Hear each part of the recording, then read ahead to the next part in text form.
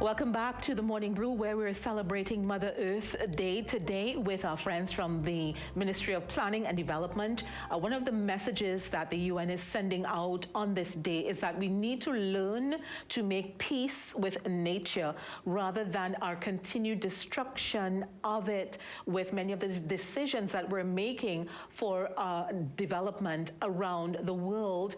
Right now, we're putting the spotlight on biodiversity, which has certainly been suffering because of some of the decisions that humans have been making in the way that we humans have utilized our resources on this planet.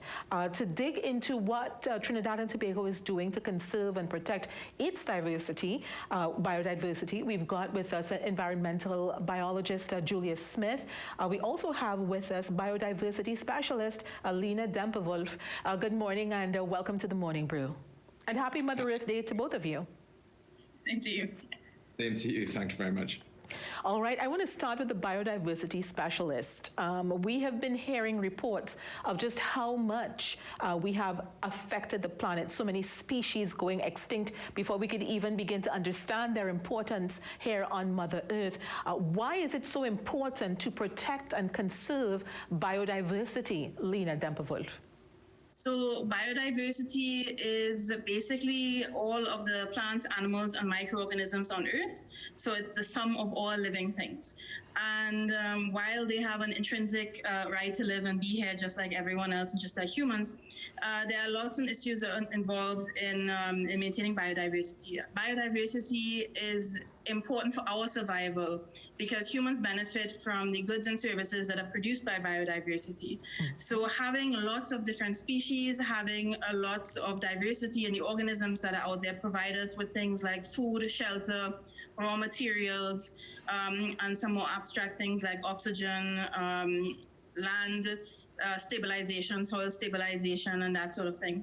So biodiversity does a lot for humans and a lot for maintaining humans, as well as just existing and having a right to exist by themselves. One of the things that they've discovered is that there are health consequences to biodiversity loss and change, and we didn't even realize that. And we may be destroying the keys to having us live long and healthy lives, and even destroying diseases that we've been battling with for a long time, and we don't even realize that we're doing that.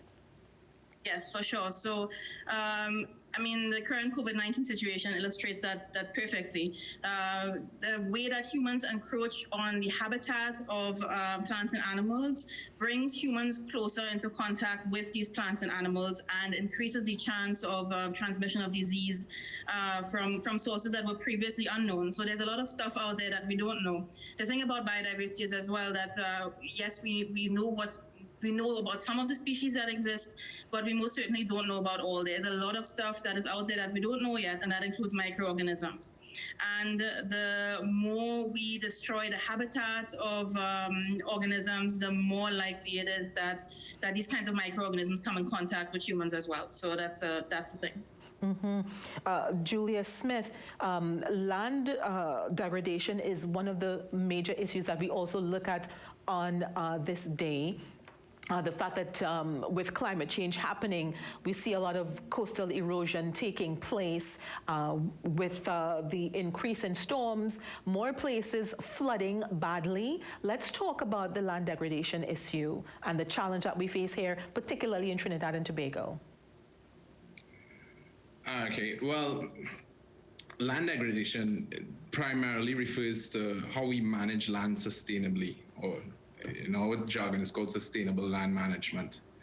So primarily we are signatory to a United Nations convention that deals with land degradation, and it's a bit of a mouthful. It's called the United Nations Convention to Combat Desertification. So one of our main obligations under this convention is that we have to develop a national action program. And that is a framework that through which the government would seek to advance the agenda of sustainable land management across all sectors of our economy. And as you would know, land is the platform, and it underpins everything from our agriculture to our biodiversity, and it's a big influence on being resilient to adverse climate change. Let's look at that national action plan that you referenced a moment ago. What exactly are we implementing from that plan to ensure that we are managing our land resources in a more sustainable way?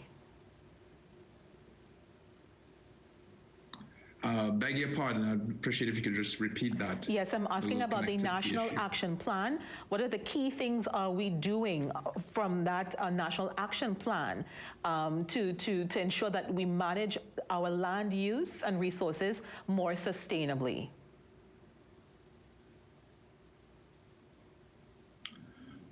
Hello? All right, I think we seem to be having a technical issue. So I'll go across to Lena. Lena, what are we doing to protect and conserve our biodiversity here in Trinidad and Tobago? So there's several things. So we are signatory to the Convention on Biological Diversity, and this is an international agreement that aims to reduce the loss of biodiversity and increase the amount of the equality of benefit sharing between different people and different groups of people that have access to these benefits. And as part of this, every country is required to create a national biodiversity strategy action plan. And we have revised this in 2018, and there's currently a committee that is overseeing the implementation of this. And that should go until 2022. Currently, the negotiations are ongoing for revising targets for the CBD for 2030 and 2050, and that's the post-2020 Global Biodiversity Framework. Unfortunately, COVID has put a little bit of a spoke in the wheel in that, and we couldn't have any physical meetings, so it's been taking some time. But that's in the works. And in terms of the plan itself, what is one key thing that is being implemented now that citizens can actually see, and when they see this activity, they say, oh yes, this is how we are conserving our biodiversity and protecting it here in TNT? Well, I suppose we can look at the protected areas that we have. Recently, there has been the EPPD project, which has looked at pilot protected areas and creating management plans for this and aiming at improving the management of these protected areas. So there have been, this was a 4-year project, there have been considerable strides being taken towards biodiversity conservation in these protected areas through that project. We also have some interesting things coming up with BioReach, which is looking at agroecological components, and the BestNet project on pollination that's supposed to start soon. So there's some things in the works that we're looking forward to. All right, let's see if Julius is able to join us once more. Julius, are you back with us? Can you hear me now? Yes. So the National Action Plan in terms of, helping us to manage our land resources properly in a more sustainable way. What's one key thing that we're doing now that the population can look at and say, okay, I understand why we have to make these changes and adjustments because we need to manage our land resources better? Well, there are a couple of things. To begin with, our attitude towards land management requires a little bit of behavioral and attitudinal change. So we're seeking to shift the perception of land being a infinite resource, because we're a small island developing state. So that would mean that land is a very finite commodity. We're not continental, we're not Brazil. So if land becomes degraded, it is not as though we could move on to another fresh, productive piece of land because of our insular nature. So one of the aims under this project is to institute a program called land degradation neutrality, where degraded lands are restored or rehabilitated to a similar level of productivity that they had before they were degraded. In this way, it would compensate for our developmental needs, because we have to build roads, bridges, buildings, etc., and those things consume land resources.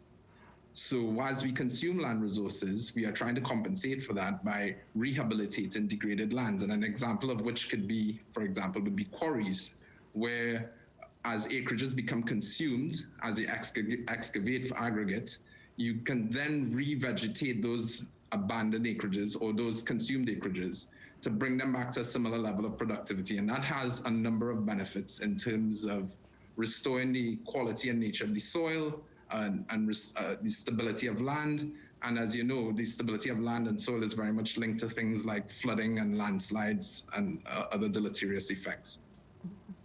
All right, so we've gotten a quick picture of what we here in Trinidad and Tobago are doing to protect our land resources as well as conserve our biodiversity. I've got to say thank you so much for spending time with us this morning, Lena and Julius. Happy Mother Earth Day to both of you, and may your projects continue to be successful because you're leaving a powerful legacy with them. Thank you. Thank you very much. All right, folks, we continue to celebrate Mother Earth Day today here on The Morning Brew. We are spending a lot of time with our friends at the Ministry of Planning and Development. The next thing that we're going to put the spotlight on will be the issue of ozone depleting substances. So stay with us.